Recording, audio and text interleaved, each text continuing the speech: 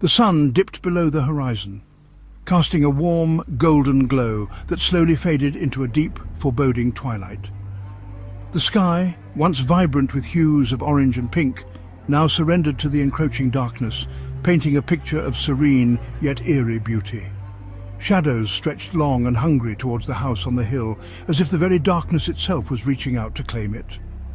The shadows moved with an almost sentient quality, creeping and crawling over the landscape, devouring the last remnants of daylight. It was a skeletal silhouette against the dying light, a stark reminder of a time long past. The house stood tall and imposing, its once grand structure now reduced to a ghostly frame, a mere echo of its former glory. The old house watched with vacant eyes, its windows like empty sockets staring out into the encroaching night. It seemed to hold its breath, waiting, watching, as if anticipating something unseen. Its windows, like empty sockets, stared out blindly, offering no hint of the secrets they concealed. The darkness within seemed to pulse with a life of its own, a silent witness to the passage of time and the stories left untold. Crows cawed, their calls echoing in the stillness, a haunting chorus that filled the air with an unsettling sense of foreboding. Their black forms flitted against the darkening sky, harbingers of the night to come. A chill wind whispered through the trees, carrying with it the scent of decay and forgotten memories. The leaves rustled softly, as if sharing secrets with the wind, their whispers blending into the growing darkness. This was a place forgotten by time, a relic of a bygone era left to the mercy of the elements. The house stood as a testament to the passage of years, its walls bearing the scars of neglect and abandonment, a place where secrets lingered, hidden within its decaying walls. The air was thick with the weight of untold stories, each one a fragment of the house's haunted past, and whispered on the wind, carried through the trees and across the hills. The wind seemed to speak in hushed tones, sharing the house's secrets with those who dared to listen. They said no one ever truly left this house, not unchanged. Those who entered its doors were forever marked by its presence, their lives intertwined with the house's dark history. The house on the hill stood as a silent sentinel, a keeper of secrets and a witness to the passage of time. Locals told tales in hushed voices, stories passed down through generations. They spoke of a family torn apart by grief and madness, of strange and terrible events within those walls. Some whispered of a darkness that clung to the house, a malevolent energy that refused to let go. It was said that the house fed on fear, that it drew strength from the terror of those who dared to enter, and tonight I would be the latest victim to its allure. The air inside was heavy and cold, as if the house itself was exhaling a long-held breath. It felt like stepping into a different world, one that had been forgotten by time. It smelled of dust and decay, a pungent reminder of the years that had passed since anyone had lived here. The scent was almost tangible, wrapping around me like an unwelcome embrace. The musty scent of something long forgotten lingered in the air, mingling with the faint, almost imperceptible aroma of old wood and mildew. It was a smell that spoke of neglect and abandonment. Each footstep echoed in the silence, a stark reminder of the emptiness that filled the house. The sound bounced off the walls, creating an eerie symphony of solitude. The floorboards groaned under my weight, protesting each step as if they were reluctant to support me. Every creak and groan seemed to tell a story of the countless footsteps that had come before mine. Cobwebs clung to every surface, like ghostly shrouds. They draped over the furniture and hung from the ceiling, swaying gently in the draught. The house felt alive, as if it was watching me, waiting for my next move. It breathed around me, watching my every move.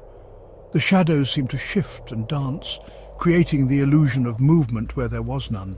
It was as if the house had a life of its own, a silent observer of my intrusion. I ran my hand along a crumbling wall, feeling the rough texture of the decaying plaster beneath my fingers. The wall seemed to shudder at my touch, as if it was recoiling from the contact. The wallpaper, once vibrant, was now faded and peeling. The colours had dulled over time, and the patterns were barely recognizable. It was a sad reminder of the house's former glory. It depicted scenes of a happier time when laughter and joy had filled these rooms. The images were now ghostly echoes of the past, a stark contrast to the present decay, a cruel mockery of the darkness that now pervaded the house. The cheerful scenes on the wallpaper seemed to taunt the current state of the house, a bitter reminder of what once was and what had been lost. A large portrait hung above the fireplace. It depicted a family, their faces frozen in time. A man, his face stern and unforgiving, stared out at me. His eyes seemed to follow my every move. A woman, her face pale and drawn, clutched a young boy to her side. The boy's eyes were wide with fear, as if he knew the horrors that awaited them within these walls, or perhaps the horrors he himself would inflict. A long, dark hallway stretched out before me. The air grew colder as I ventured deeper into the house. The floorboards creaked ominously beneath my feet. Shadows danced at the edge of my vision, whispering my name, beckoning me forward. Each step felt heavy, as if I were wading through water. I could hear the sound of my own heartbeat in my ears. It was a drumbeat of fear, urging me to turn back. Section 6. The scratched door. At the end of the hall I saw it, a single door. It was made of dark, heavy wood. Scratches marred its surface, deep and violent, as if something had tried to claw its way out, or perhaps something had been trying to get in. The door was slightly ajar. I could hear a faint sound coming from within, a low, guttural growl that sent shivers down my spine. Section 7. A glimmer of light. I reached for the doorknob, my hand trembling. As my fingers brushed against the cold metal, the growling stopped.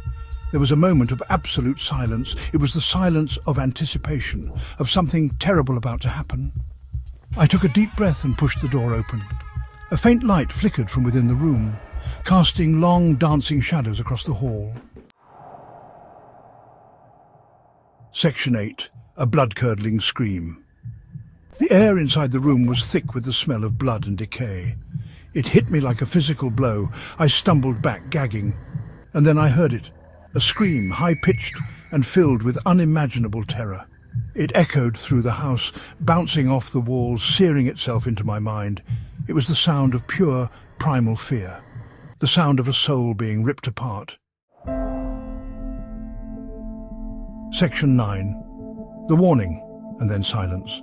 A silence so profound that it seemed to swallow the very air around me. The night was still. The only sound was the distant hoot of an owl, a lonely sentinel in the darkness. I stood there, frozen in place, my heart pounding in my chest. Each beat was a thunderous drum echoing in the stillness. My breath caught in my throat, and I could feel the cold sweat trickling down my back. The silence stretched on, each second an eternity. Time seemed to slow, the ticking of a distant clock marking the passage of each agonizing moment. And then a voice that shattered the silence like glass, a whisper, barely audible but filled with a chilling intensity. It was as if the very walls of the house had come alive to speak to me. The whisper was soft, yet it carried a weight that pressed down on my soul. "Leave this place," it hissed. The words slithered through the air, wrapping around me like a cold, invisible serpent. "Leave now while you still can." The urgency in the voice was unmistakable, a desperate plea mingled with a dire warning. "Leave now, while you still can." The command was clear, and yet my feet felt rooted to the spot. The room seemed to close in around me, the shadows growing longer and darker. I knew I had to move, but fear held me in its icy grip. The voice seemed to come from everywhere and nowhere at once. It echoed through the halls, reverberating off the walls, filling every corner of the house.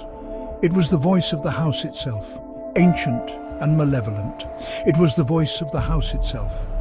A voice that had seen countless years, witnessed untold horrors. A voice that carried the weight of centuries of secrets and sorrows. And it was speaking to me, warning me, and it was a warning I couldn't ignore. I turned and ran. I didn't look back. The screams followed me. They were not human, but something far more sinister. They chased me through the dark, twisted forest, their echoes haunting my every step. They echoed in my ears long after I had escaped the confines of that accursed place.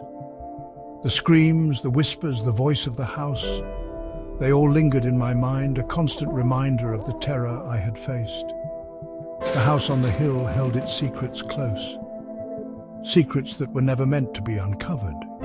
It stood there, a silent sentinel, watching over the land with its dark, empty windows.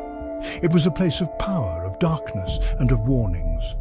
But it had shared one with me that night, a warning that had pierced the veil of time and space to reach me.